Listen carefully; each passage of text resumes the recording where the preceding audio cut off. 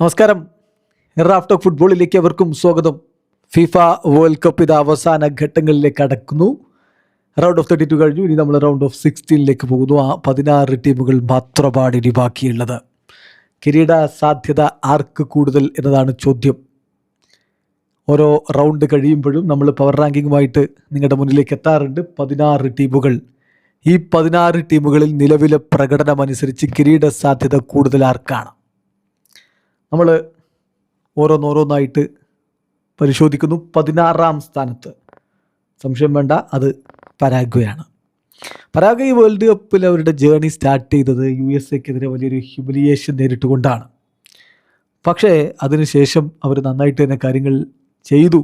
Defence ഭദ്രമാക്കി. Goal keeper Orlando ഗില്ലിൻ്റെ മികവും നമ്മൾ എടുത്തു പറയണം. ഒടുവിൽ ജർമ്മനിയെ പരാജയപ്പെടുത്തിക്കൊണ്ട് വളരെ അപ്രതീക്ഷിതമായിട്ട് റൗണ്ട് ഓഫ് 16ലേക്ക് കടന്നു വന്ന ടീമാണവർ. അവരിന്ന് ഫ്രാൻസിനെതിരെ കളിക്കാനിറങ്ങിയാണ്. ഈ ടൂർണമെൻറ്റിൽ വെടിച്ചില് മുന്നേറ്റ നിരയും കൊണ്ടിറങ്ങുന്ന ഫ്രാൻസിനോട് പരാഗ്വ മുന്നോട്ട് പോകാനുള്ള സാധ്യത കുറവായതുകൊണ്ട് നമ്മൾ അവർക്ക് 16ാം സ്ഥാനം കൊടുക്കുന്നു. റാങ്കിങ്ങിൽ 16ാം സ്ഥാനം. അവർക്കാരും ഇപ്പോൾ ഒരു കിരീട സാധ്യത കണക്കാക്കുന്നില്ല. 15ാമത് ഈജിപ്ത്. അവരുടെ ചരിത്രത്തിൽ ആദ്യമായിട്ടാണ് ഈജിപ്ത് വേൾഡ് കപ്പിൽ ഒരു കളി ജയിക്കുന്നത് തന്നെ.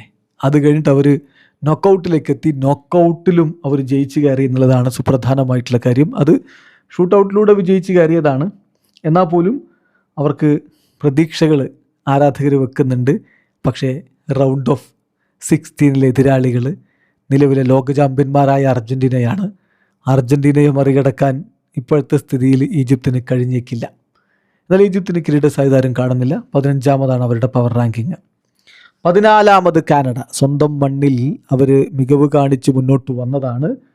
പക്ഷേ അത്ര കൺസിസ്റ്റൻ്റ് ആയിട്ടുള്ളൊരു പെർഫോമൻസ് എന്ന് നമുക്ക് പറയാൻ സാധ്യമല്ല. ഇന്ന് മൊറോക്കോയോട് അവർ കളിക്കാനിറങ്ങുന്നു. റൗണ്ട് ഓഫ് 16ൽ മുന്നോട്ടുള്ള പോക്ക് ദുഷ്കരമാണ്. ഏതായാലും കിരീട സാധ്യതയില്ല. 14ാമത് കാനഡ. 13ാമത് ബെൽജിയം.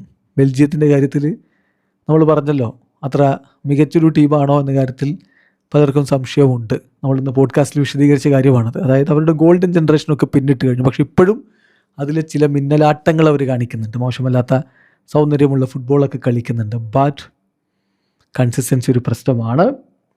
ബെൽജിയം ഒരു പക്ഷേ മുന്നോട്ടൊക്കെ കയറിയേക്കാം. പക്ഷേ കിരീടമൊന്നും ആരും കരുതുന്നില്ല. USA വേഴ്സസ് ബെൽജിയം പോരാട്ടം റൗണ്ട് ഓഫ് 16ൽ ഉണ്ടാകും. ഏതായാലും കിരീട സാധ്യത കുറവാണ്. അവർ 13ാം സ്ഥാനത്ത്. 12ാമത് സ്വിറ്റ്സർലൻഡ്. 19 വർഷങ്ങൾക്ക് ശേഷം ഒരു നോക്കൗട്ട് വിജയമൊക്കെ നേടി നിൽപ്പാണല്ലോ. പക്ഷേ കൊളംബിയയാണ് എതിരാളികൾ. റൗണ്ട് ഓഫ് 16ൽ മുന്നോട്ട് പോക്ക് ദുഷ്കരമാണ്. കിരീട സാധ്യത കുറവാണ്. 12ാം സ്ഥാനത്ത് സ്വിറ്റ്സർലൻഡെങ്കിൽ 11ാമത് പോർച്ചുഗൽ. പോർച്ചുഗലിനെ സംബന്ധിച്ചിടത്തോളം കഴിഞ്ഞ കളിയിൽ അവർ നല്ല രൂപത്തിൽ കഷ്ടപ്പെട്ടിട്ടുണ്ട്. പക്ഷേ ക്രൊയേഷ്യക്കെതിരെ ഒടുവിൽ അവർ വിജയിച്ചേറിയ ഒരു ഹൈ ഡ്രാമ വാറിൻ്റെ കാര്യത്തിലൊക്കെ സംഭവിച്ച കളിയാണ്. ഗോൺസാലോ റാമോസിൻ്റെ വിജയ ഗോള്, ക്രിസ്ത്യാനോ റൊണാൾഡോയുടെ പെനാൽറ്റി ഗോള്, അദ്ദേഹത്തിൻ്റെ ആദ്യത്തെ നോക്കൗട്ട് ഗോള്, അങ്ങനെയൊക്കെ പറയാം. പക്ഷേ ഇനിയിപ്പോൾ സ്പെയിനാണ് അവരുടെ റൗണ്ട് ഓഫ് 16 എതിരാളികൾ. മുന്നോട്ട് പോക്ക് ദുഷ്കരമാണ്. ഇത് ഈ കടന്നാൽ തീർച്ചയായിട്ടും ടൈറ്റിൽ കണ്ടൻറ്റേഴ്സിൻ്റെ കൂട്ടത്തിൽ അവരുണ്ടാകും. ഇപ്പോൾ 11ാം സ്ഥാനത്താണ്. 10ാം സ്ഥാനത്ത് കൊളംബിയ. ന്യൂസിലാൻഡുമായിട്ടാണ് അവരുടെ റൗണ്ട് ഓഫ് 16 പോരാട്ടം. വേൾഡ് കപ്പിൽ ഉടനീളം മികച്ച പ്രകടനമാണ് കൊളംബിയ നടത്തിയത്. അവരത് തുടരും എന്ന പ്രതീക്ഷയിലാണ് ആരാധകർ. ഹാമേസ് റോഡ്രിഗസ് തന്നെയാണ് അവരുടെ പ്രധാനപ്പെട്ട താരം. അവരിപ്പോൾ ഇന്ന് ജയിച്ചു കയറുമ്പോൾ ഒരു കിടിലൻ ഗോള് ജോൺ എരിയാസിൻ്റെ വക ഉണ്ടായിരുന്നു. ഘാനക്കെതിരെയാണ് അവർ റൗണ്ട് ഓഫ് 32 വിജയിച്ചത്. ചെറിയ പരിക്കിൻ്റെ ഇഷ്യൂസ് ഹാമേസ് റോഡ്രിഗസിനെ ബാധിക്കുന്നുണ്ടോ എന്നുള്ള സംശയമുണ്ട്.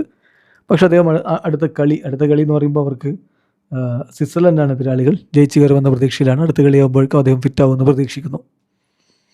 9ാമത് USA. വേൾഡ് കപ്പിൽ തുർക്കിയോട് തോറ്റെങ്കിലും മറ്റ് കളികളിലൊക്കെ മികവ് കാണിച്ചതാണ്.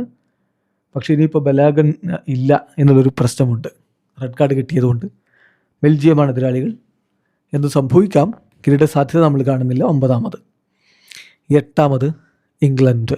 ഇംഗ്ലണ്ടിനെ ശരിക്കും കോങ്കോ പരീക്ഷിച്ചു. പക്ഷേ ഹാരി കെയ്ൻ്റെ മികവിന് മുന്നിൽ അവർ വീണുപോയി. ഇംഗ്ലണ്ടിന് മെക്സിക്കോയാണ് എതിരാളികൾ.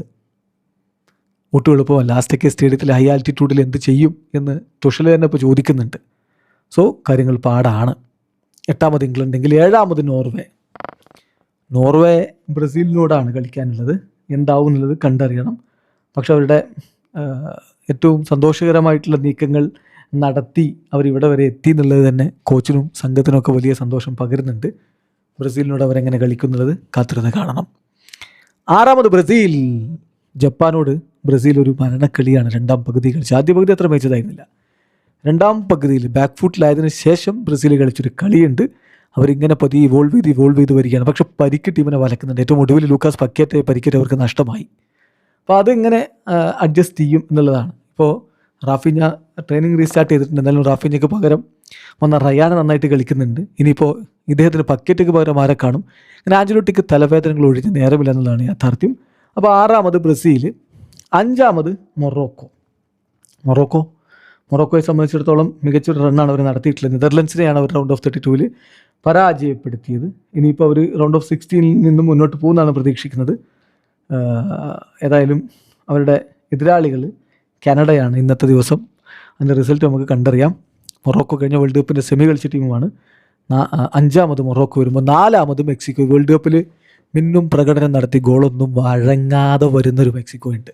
അവരുടെ നാട്ടിൽ അവർ മികവ് കാണിക്കുന്നൊരു മെക്സിക്കോ ഉണ്ട്. ആ മെക്സിക്കോക്ക് തന്നെയാണ് പലരും സാധ്യത കൽപ്പിക്കുന്നത്. മെക്സിക്കോ ഇപ്പോൾ ഇംഗ്ലണ്ടിനെതിരെയാണ് റൗണ്ട് ഓഫ് 16 കളിക്കാൻ പോകുന്നത്. വിജയിച്ച് കയറാനുള്ള സാധ്യത തള്ളിക്കളയാൻ പറ്റില്ല. ഏതായാലും മെക്സിക്കോ 4ാമത് വരുന്നു.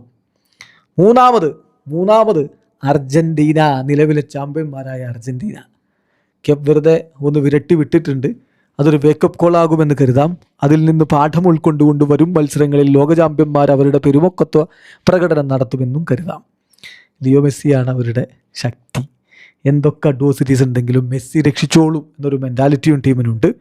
ഏതായാലും കിരീട സാധ്യതയുള്ള ടോപ്പ് 3യുടെ കൂട്ടത്തിൽ ഇപ്പോഴും അർജൻറ്റീന പെടുന്നു. 2ാമത് സ്പെയിൻ.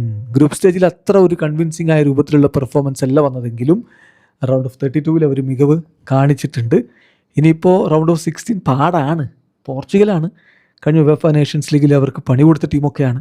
അപ്പോൾ അതുകൊണ്ട് കട്ടക്കൊരു പോരാട്ടം പ്രതീക്ഷിക്കണം. എന്തായാലും സ്പെയിന് കിരീട സാധ്യതയിൽ 2ാമത്. 1ാമത് അത് ഫ്രാൻസാണ്. ഫ്രാൻസ് അവരുടെ വെടിച്ചില് മുന്നേറ്റ നിരക്ക് പകരം ആരുണ്ട്? കിടലനാണ്. സോ ഫ്രാൻസ് വരുന്നു 1ാം സ്ഥാനത്ത്. മൈക്കൽ ഒലീസയുടെ അസിസ്റ്റുകളുടെ കൂമ്പാരം. ഗോളടിക്കാൻ കിലിയൻ എംബാപ്പെ, ഡംബലെ, ബർക്കോല, ബ്രിസേഡു. എവിടെ തിരിഞ്ഞൊന്ന് നോക്കിയാലും ഗോൾ മണമുള്ള നീക്കങ്ങൾ. അതാണ് അവരുടെ ഒരു പ്രത്യേകത. 1ാം സ്ഥാനത്ത് ഫ്രാൻസ് വരുന്നു. ഇതാണ് പവർ റാങ്കിങ്. ഇത്രയും പെട്ടെന്ന് നമ്മൾ ആദ്യത്തെ 5 സ്ഥാനം നോക്കാം. കിരീട സാധ്യതയിൽ 1ാമത് France, 2 Spain, 3 Argentina, 4 Mexico, 5 Morocco. Video അവസാനിക്കുന്ന ഫുട്ബോൾ ലോകത്തെ കൂടുതൽ വിശേഷങ്ങളുമായി റഫ്ലക്സ് എത്താം.